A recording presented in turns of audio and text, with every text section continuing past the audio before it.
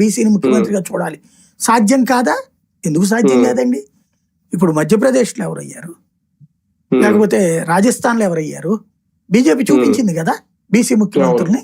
కాంగ్రెస్ చేయలేకపోయింది, వీళ్ళు చేశారు అది. బీసీ ముఖ్యమంత్రులు అనేక మంది బీజేపీ వాళ్ళు. మరి బీసీలు అటు ఆలోచించాలి కదా ఆల్టర్నేటివ్.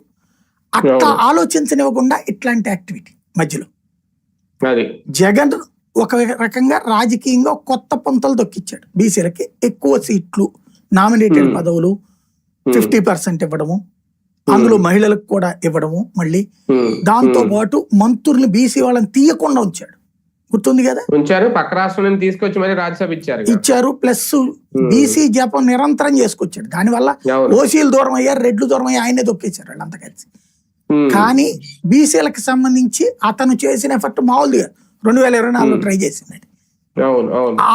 ఇది మళ్ళీ రేపు చేస్తాడేమో జగను.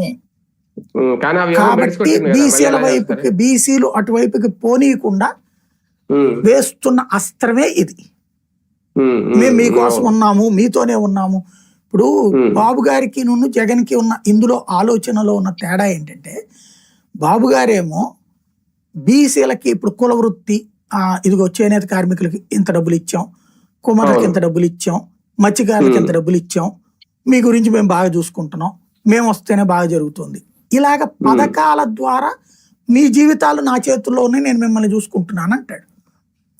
జగన్ ఆ పథకాలన్నిటి జగనే కదా ప్రారంభించింది. మత్స్యకారులకు పథకం, ఇట్లాంటివన్నీ కూడా పెన్షన్లు, ఇట్లాంటివన్నీ